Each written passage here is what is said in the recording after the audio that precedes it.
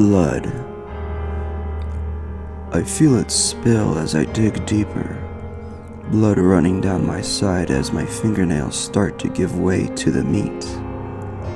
I feverishly use both hands now, teeth grinding as every nerve in my body is tingling with a rush of every emotion I've ever felt. There is finally ecstasy as I touch a rib, ripping muscle away just to feel that smooth white bone. I can't tell if I'm smiling because of how good I feel or if I'm about to pass out. Ghost. She lives somewhere in the house. I've never seen her, but I know she's there, watching me. The presence feels like a woman, or maybe it could be the time I walked around the corner and a flash of smoke jumped at me. Only the smoke had features. The main ones that stick out in my mind are a face and hands lunging towards me. Only I hear her, and I have yet to pinpoint what it is.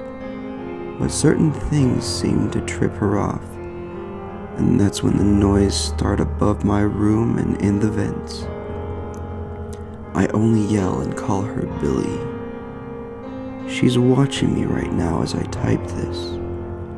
I feel her gaze through the vent.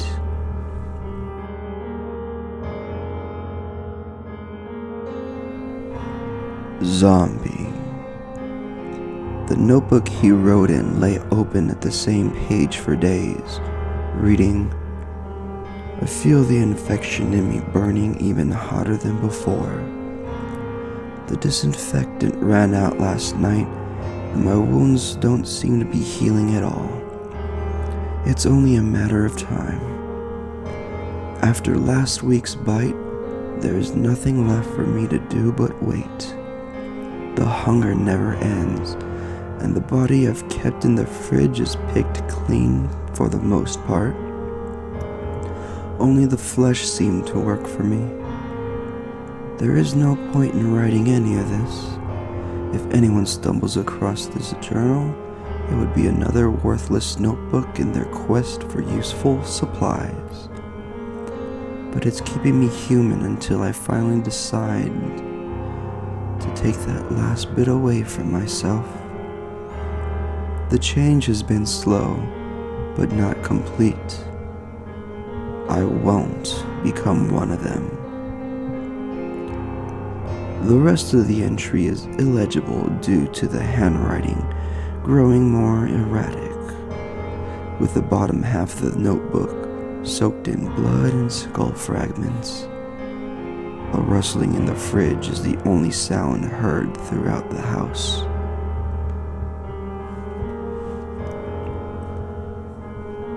Lunar Eclipse. The eclipse came soon enough. His body, weakened by its cover, began to revert to human form. His howl in pain slowly grew back to a scream of agony. Now, do it now, he screamed. Her hands were shaking as she brought up the gun towards the man covered in blood on all fours. She glanced down at the corpse of her friend, mangled by the beast before her. Her sobs reached a frenzied pitch, matched by the transforming man's bellow. She took aim and pulled the trigger. Skeleton in the closet. We all have one. Mine still has some flesh that is yet to rot away.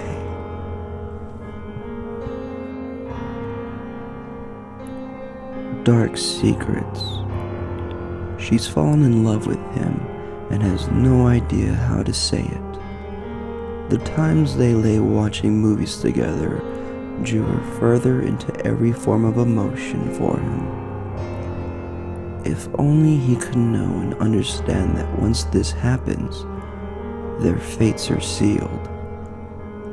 After she finally gives herself to him, he will wind up in her web, and his blood will be hers. She hears a knock on the door. She shyly answers. Perhaps tonight will be the night. Until death do us part. Until death do us part, my love, she says. He shuts his eyes as another shovelful of dirt hits his face. He shakes his head, and his face is brushed against the hair of another woman in the grave along with him. His attempts to scream, "I don't know who you are," is muted by the stitches across his lips. Sleep paralysis. It's laughing as I lay there. The visions it's showing me racing before my eyes as my room begins to change as quickly as the images do. Something is sneaking behind each of their victim, and it switches before they scream. The scene in front of me morphs, and the light changes from day to night rapidly. All the while I can still feel it laughing at me from inside. I feel its mouth by my ear, my entire body tense from its elongated grin, laughter seeping through rows of teeth. I can't move a muscle. I can't even scream.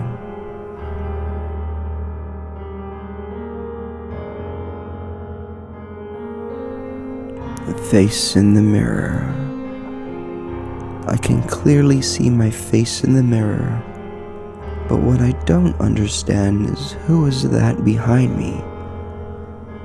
That blade in hand, that wide-eyed stare, inching closer and closer, when my back is already against the wall.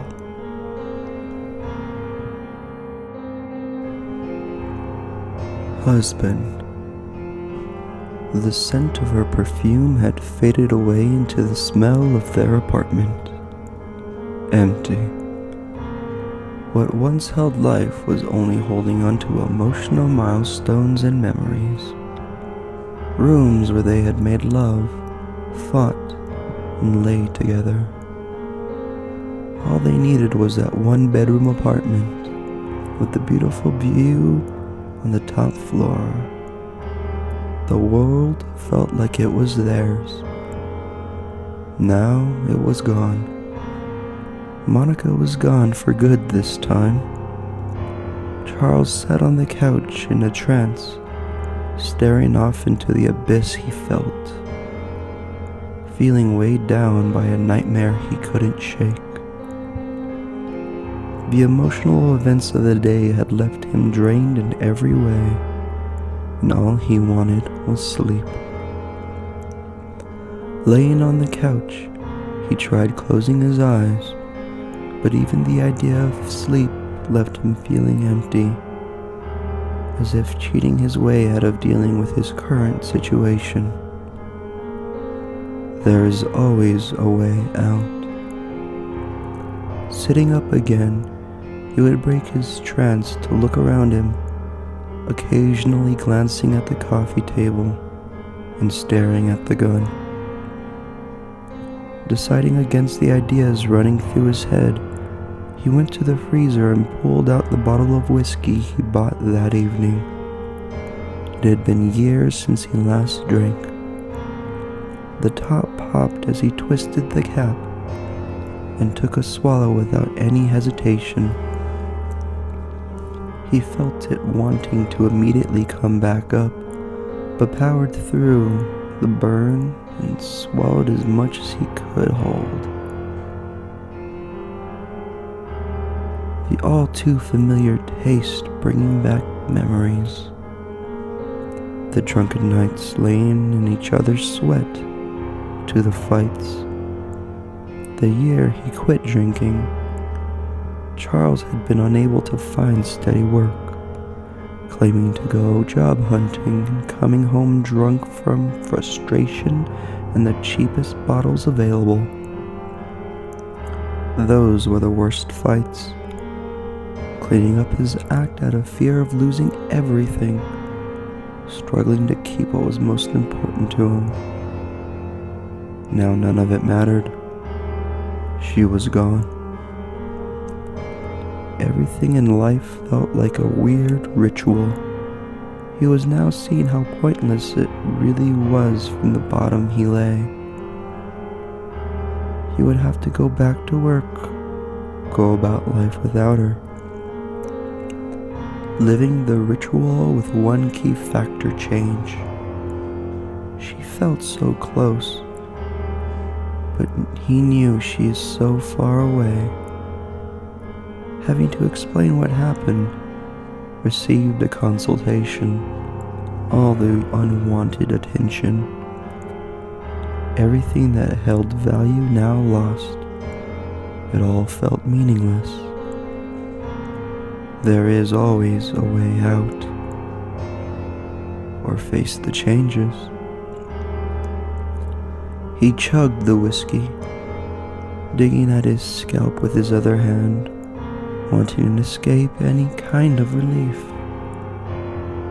There is a way out. Letting the bottle fall to his side, he feels his muscles tense as he reaches for the gun. This time, his grip grew stronger as he brought it to his face. I only wish I could say goodbye, he thought. If only I could tell you that I'm sorry, he said aloud to whatever may hear him, the heaven above or the hell in his head. He got up to take a look at what all these years, all of their accomplishments and failures had brought them both. We had some great times, he said, walking to the bedroom. Our memories will live on. Walking over to the bed, he kisses Monica's corpse on her face, brushes her hair once more, and puts the gun in his mouth. He smiles to her before he pulls the trigger.